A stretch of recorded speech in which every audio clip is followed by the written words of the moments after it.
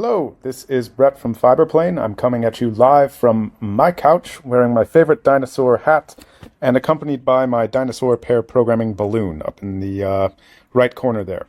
Today, I will be forking a project on Valtown that is a Hono API, and we're going to use the Fiberplane API Explorer to fire off some requests, some test requests against the API.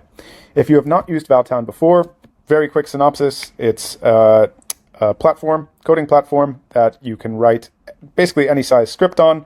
It deploys within 100 milliseconds, and it's incredibly fun to use. Highly recommend checking it out. So a good starting point is to look for Fiberplane. And if we go to the user page for Fiberplane, we can go to projects, and then we see this Fiberplane Hono.js starter. I'm going to click into that project, fork it, and then this is the awesome thing of Valtown. Look at how quickly that happened. I have my own project now. All of these files were cloned, and I have my own URL for this API. So if I click this button right here, it will open it in a new window, and I'm going to zoom in.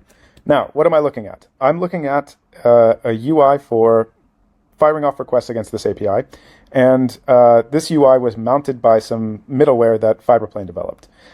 It's backed by an open API spec, which means that we have documentation for all of our routes, as well as tags for our routes here that are organized in the sidebar. So for this get a user route, it will hit /user/ID, and we see that the ID parameter is supposed to be a number. The example here is 1, and then we can see the list of different responses we might get.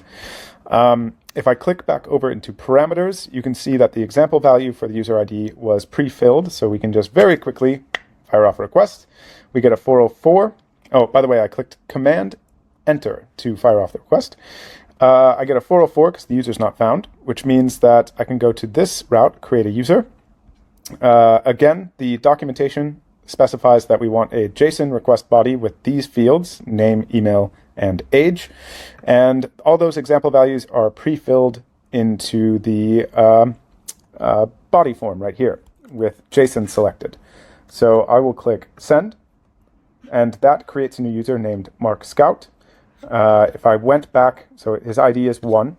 If I went back to getting the user, click send again, I see Mark has appeared. Aside from the basics of just looking at your documentation and configuring request parameters, we have a concept of reusable auth. So if you are using bearer tokens for your API, which is very common practice, and say that you had a route called /protected /supersecrets, then if I hit this route, I might get a 401 and see that I'm unauthorized. To fix this, I could go to my settings, add some auth right here. So if I just click the plus button, I can put in a bearer token to reuse across requests. In this case, I'll do ABC123, best token I could think of. And if I go back to my route, click send again, boom, I get a list of secrets. You can always toggle the auth off so that you can test that part of your application as well. So that is Fiberplane in a nutshell. It helps you fire off test requests against your API in the case that you don't have a UI for it.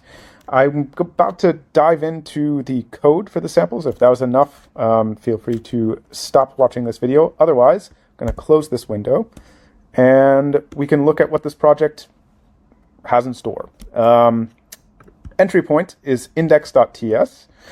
This is where you will see we create the Hono app right here. Maybe I can zoom in. And then we start registering API routes on it. This is kind of an implementation detail, but this version of Hono is an extension of Hono that allows you to generate an open API spec, which is ultimately very helpful if you are making an API that others will use, or in this day and age, something that an AI agent will use, because it gives you a list of all of your routes, as well as expected inputs and outputs. It's a lot easier to reason about. The important part for Fiberplane is that we import this create Fiberplane utility up here, and then I'm going to hit Command D, and that will scroll me down to where it's used.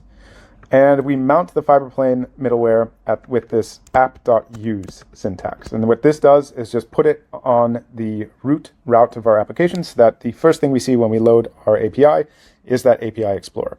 The only other thing to pay attention to right here is this configuration, which says hey, we have an OpenAPI spec. The URL to find it at is this relative path /OpenAPI/JSON. And of course, we do need to set up that route in our API, which is what we do in line 79. So this app has a doc method, and we tell it the path where we want to mount the doc, and then we give some metadata about the OpenAPI spec right here.